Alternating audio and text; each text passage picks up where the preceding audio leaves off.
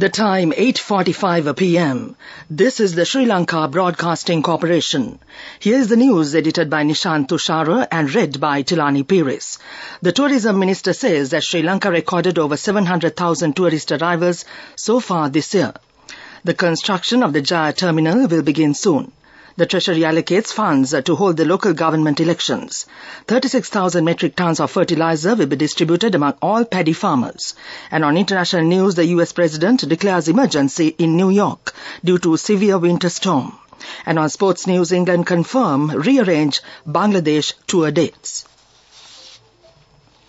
The Minister of Tourism, Harin Fernando, states that 701,331 tourists visited Sri Lanka between January 2022 and December 26th this year. The Minister pointed out that the government expects tourist arrivals to hit 720,000 in total by the end of 2022. The number of tourist arrivals in the year 2021 stood at 194,495. According to the summary report on tourist arrivals this year, a total of 73,314 tourists have visited Sri Lanka just within this month as of December 26th. The Tourism Minister further stated that a considerable number of tourists are scheduled to visit Sri Lanka in the months of January and February next year. The Minister of Ports, Shipping and Aviation, Nimal Siripala de Silva, has instructed the officials to start the development work of the Jaya terminal, where the construction has stopped, as soon as possible. Currently, the length of this terminal is 1,260 meters. Its length will be about 1,380 meters after its completion. The number of containers handled per year this terminal is $32 million will be spent for this, and this cost is made from the surplus of the Ports Authority. Meanwhile, the construction of the Eastern Terminal is also underway. This news broadcast comes to you from the Sri Lanka Broadcasting Corporation. The Commissioner General of Elections Commission, Samant Sri Ratnayaka, says that the funds have been allocated from the Treasury to hold the local government elections. The local government elections should be held before the 19th of next March. He said that 10 billion rupees has been allocated for the election in the 2023 budget. He said this while speaking to the media after a conference held in Nuwara. The Food and Agriculture Organization of the United Nations, with funding through the USAID, will distribute 36,000 metric tons of triple superphosphate fertilizer to all paddy farmers in Sri Lanka through the Ministry of Agriculture. The amount of TSP provided per farmer will be determined based on the area they cultivated in the 2022-2023 Maha cultivation season. The distribution list, along with the land extent cultivated during this Maha season, used to determine the amount of TSP fertilizer allocated per farmer, has been published and displayed at all agrarian service centers of the Department of Agrarian Development. The FAO invited all eligible paddy farmers to visit their respective agrarian service center and ensure their details have been incorporated. The distribution list will be displayed until 5th January 2023, and the date of fertilizer distribution will be shared through the agrarian service centers. That ends local news for now. The main news story is brought to you by Siddhalepa Vedamahatmya. The Minister of Pine Energy, Kanchana Wijesekara, says 3 shipments of coal are scheduled to arrive in Sri Lanka on January 5th, 9th and 16th. He mentioned this during a special media briefing convened today on the procurement of coal for the Lak Vijaya power plant in Norochole. He assured that existing coal stocks are sufficient until January the 8th. He refuted claims that the government failed to commence the procurement procedure on time. The Minister Wijesekara said the government hopes to keep the duration of power interruptions limited to 2 hours and 20 minutes. He said that all religious places would be supplied with a free-of-charge solar power unit generating 5 kilowatts of electricity, and those solar power units will be provided within a period of 3 months under an Indian credit facility. That came to you on our segment Main News Story. The main news story was brought to you by Siddhalepa Vedamahatmya. Watch Life is brought to you by Let's celebrate Christmas and New Year with CIB, with special gifts, discounts and easy payment schemes available till 31st of December. Come to CIB today. And on Watch Light tonight, the consultant pediatrician Pujita Vikramasinghe emphasizes the responsibility of the media to prevent the young generation from the drug menace. The children are always curious about novel experiences.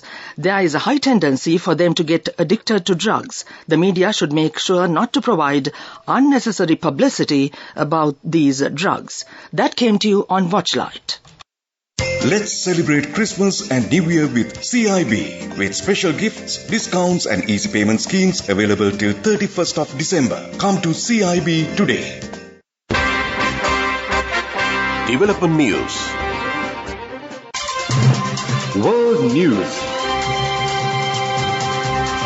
Brought to you by courtesy of... We give you the strength to rise higher and higher. Never step back, but always march forward. Empowering you to reach greater heights. People's Leasing, the trusted leader. World News headlines first. The US President declares emergency in New York due to the severe winter storm. China ends COVID quarantine for travelers in January. Flash floods force 45,000 people into evacuation centers in the Philippines. The US President Joe Biden has declared an emergency in the state of New York due to a severe winter storm. According to a White House statement, the president has declared that an emergency exists in the state of New York and ordered federal assistance to supplement state and local response efforts due to the emergency conditions resulting from a severe winter storm. It said the action authorizes the Department of Homeland Security, Federal Emergency Management Agency, to coordinate all disaster relief efforts which have the purpose of alleviating the hardship and suffering caused by the emergency on the local population and to provide appropriate assistance for required emergency measures. The Chinese officials said that China will scrap quarantine for travelers from 8th January, marking the last major shift from the country's zero-COVID policy. After almost 3 years of closed borders, this will reopen the country to those with work and study visas or seeking to visit family. Chinese citizens will also be able to travel overseas, the immigration authorities said on Tuesday. In the Philippines, flash floods after 2 days of heavy rains in the country forced roughly 45,000 people into evacuation centers. Authorities said that the search is on for the missing 23 people. Most of the deaths were caused by drowning from flash floods. Some roads were flooded by overflowing rivers nearby. Rescue operations continued and damage to agriculture and livestock are being assessed. Back to the world news headlines. The US President declares emergency in New York due to the severe winter storm. China ends COVID quarantine for travelers in January. Flash floods force 45,000 people into evacuation centers in the Philippines. That ends World News. World News. Brought to you by courtesy of... Amidst all challenges, we will rally around you and advance. In the face of hardships, let's stand strong together. Empowering you to reach greater heights. People's Leasing, the trusted leader. On to development news. The Minister of Agriculture says that 4 institutions under the Ministry of Wildlife and Forest Resources Conservation have earned a record income this year. This was revealed in the Progress Review meeting chaired by the Minister of Agriculture, Wildlife and Forest Conservation, Mahinda Amarveera. Accordingly, by October this year, the Department of Wildlife Conservation earned 1,291.8 million rupees. The Department of National Zoological Gardens earned 414.2 million rupees, the Department of Forest Conservation earned 672 million rupees, and the State Timber Corporation earned 4,316 million rupees. During the last 2 years, these institutions showed some decrease in income due to the Easter Sunday attack and the COVID epidemic, the ministry said. The Minister of Agriculture states that this revenue has been earned due to the fact that the country has recovered and tourism has increased. That came to you in development news. Moving on with sports news, England will travel to Bangladesh in March for a rearranged series of 3 one-day internationals and 3 2020 internationals. Captain Jos Buttler led England to a 2-1 ODI series victory the last time they toured Bangladesh in 2016. Dhaka will host the first 2 ODIs on 1st March and 3rd March, and the final 2 T20 internationals on 12th March and 14th March respectively. The final ODI and the first T20 international matches will take place in Chattogram on 6th March and 9th March respectively. That ends Sports News.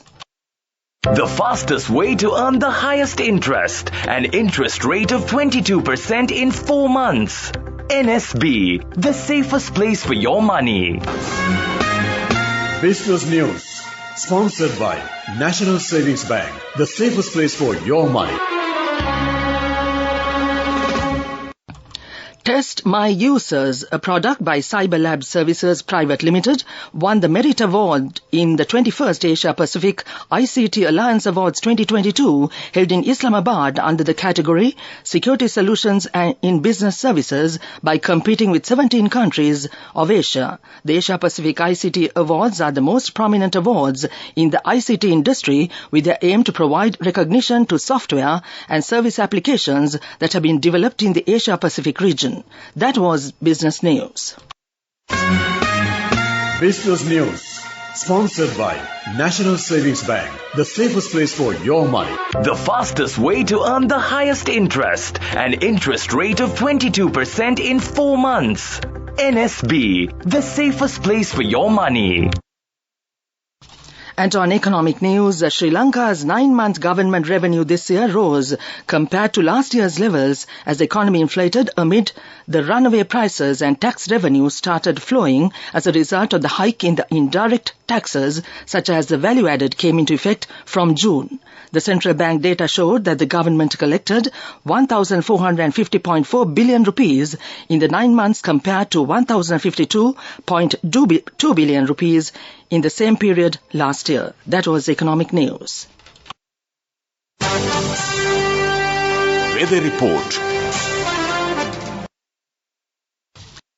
The Met Department says several spares of light showers will occur in the northern, north central and eastern provinces. Showers or thunder showers will occur in a few places in the western, Sabaragamu and northwestern provinces and in Galle and Matara districts during the night. That was the weather report. And now to end this news broadcast, the main points once again. The tourism minister says that Sri Lanka recorded over 700,000 tourist arrivals so far this year. The construction of the Jaya terminal will begin soon. The Treasury allocates funds to hold the local government elections. 36,000 metric tons of fertilizer will be distributed among all paddy farmers. And on international news, US President declares emergency in New York due to a severe winter storm. And on sports news, England confirms rearranged Bangladesh tour dates. That ends this news broadcast.